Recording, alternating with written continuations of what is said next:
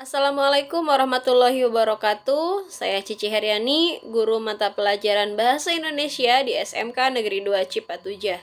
Pada kesempatan ini, saya akan memaparkan materi tentang teks eksplanasi. Apa sih yang dimaksud dengan teks eksplanasi? Nah, teks eksplanasi itu adalah sebuah teks yang berisi tentang penjelasan-penjelasan proses mengapa dan bagaimana dari suatu topik yang berhubungan dengan fenomena-fenomena alam maupun sosial yang terjadi di kehidupan sehari-hari. Atau teks eksplanasi itu adalah sebuah teks yang berisi tentang proses mengapa dan bagaimana kejadian-kejadian alam, sosial, ilmu pengetahuan, budaya, dan lainnya dapat terjadi. Kemudian tujuan dari teks eksplanasi. Nah, tujuan penulisan teks eksplanasi ialah untuk menjelaskan proses terciptanya sesuatu yang terjadi secara alamiah atau proses bekerjanya fenomena alam maupun fenomena sosial. Selain itu, teks eksplanasi juga mempunyai tujuan untuk menjelaskan fenomena yang terjadi dan menjelaskan sebab akibat dari suatu peristiwa yang terjadi. Kemudian ciri-ciri teks eksplanasi itu seperti apa? Nah, ciri-ciri teks eksplanasi yang pertama adalah informasi yang termuat di dalamnya adalah berdasarkan fakta.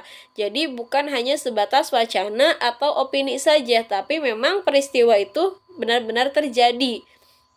Penyebab dan akibatnya itu benar-benar terjadi atau fakta ya. Kemudian yang kedua, hal yang dibahas yaitu fenomena yang bersifat keilmuan atau berhubungan dengan ilmu pengetahuan. Contoh fenomena yang dibahas di dalam teks eksplanasi misalnya fenomena tentang banjir, kemudian tanah longsor, gempa bumi, tsunami, kemudian kekerasan, misalnya itu contoh dari fenomena sosial ya kalau kekerasan. Kemudian yang selanjutnya sifatnya informatif dan tidak berusaha untuk mempengaruhi pembaca untuk percaya terhadap hal yang dibahas. Jadi sifat dari teks eksplanasi itu adalah memberikan informasi kepada orang lain. Jadi memberikan informasi bagaimana suatu peristiwa itu dapat terjadi begitu. Kemudian yang selanjutnya, ciri dari teks eksplanasi itu adalah terdiri dari pernyataan umum, urutan sebab akibat, dan interpretasi. Kemudian jenis-jenis teks eksplanasi. Jenis teks eksplanasi yang pertama adalah jenis teks eksplanasi penjelasan bagaimana. Nah, teks ini menerangkan tentang bagaimana sesuatu dapat terjadi dan lain sebagainya. Misalnya, bagaimana caranya agar rumah tidak kebanjiran, yaitu. Kemudian yang kedua, teks eksplanasi penjelasan mengapa. Teks ini menerangkan tentang mengapa sesuatu dapat terjadi. Misalnya, mengapa bisa terjadi banjir, gitu ya. Mengapa bisa terjadi tanah longsor. Nah, itu merupakan teks eksplanasi dengan penjelasan mengapa. Yang selanjutnya struktur dari teks eksplanasi. Yang pertama ada bagian pernyataan umum.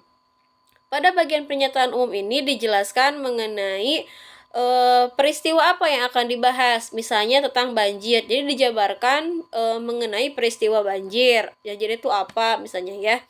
Kemudian yang kedua, urutan sebab akibat atau deret penjelas. Nah, urutan yang kedua adalah berisi tentang penyebab serta akibat dari fenomena sosial yang dibahas. Kemudian yang ketiga, interpretasi. Pada bagian interpretasi ini berisi tentang kesimpulan dari fenomena alam yang dibahas di dalam teks tersebut berdasarkan pemaparan dari bagian urutan sebab akibat, begitu. Kemudian yang selanjutnya, kaidah kebahasaan teks eksplanasi. Yang pertama, membahas informasi yang bersifat ilmiah. Yang kedua, memuat informasi berdasarkan fakta. Yang ketiga, bersifat informatif dan tidak mencoba mempengaruhi pembaca untuk mempercayainya. Kemudian yang keempat, menggunakan sequence markers ya, atau penanda urutan seperti pertama, berikutnya, terakhir, kedua, ketiga ya, dan sebagainya. Kemudian Yang keempat, fokus pada hal umum bukan partisipan manusia. Jadi yang dibahas itu bukan menceritakan tentang orangnya atau manusianya, tetapi menjelaskan ke fenomenanya seperti tanah longsor, gempa bumi, ya hujan. Jadi yang dibahas itu bukan orangnya, tetapi peristiwanya atau fenomenanya. Kemudian lebih banyak memakai kata kerja material. Kata kerja material itu merupakan kata kerja yang menandakan suatu adanya aktivitas yang dilakukan ya. Misalnya menarik, mencetak, menerbitkan, menulis, membaca, menari ya. Dan menggunakan kata kerja relasional ya atau kata kerja aktif. Contohnya merupakan, adalah, sehingga, menjadi, menyebutkan, kemudian menimbulkan ya dan sebagainya. Yang berikutnya, menggunakan konjungsi waktu. Contohnya, kemudian, lalu, setelah itu, pada akhirnya, pertama, sebelum, gitu ya. Dan selanjutnya, menggunakan kalimat pasif. Nah, kalimat pasif itu kebalikannya dari kalimat aktif. Jadi kalau kalimat pasif itu si subjek yang dikenai pekerjaan. Misalnya, ruangan kelas sedang dibersihkan para siswa.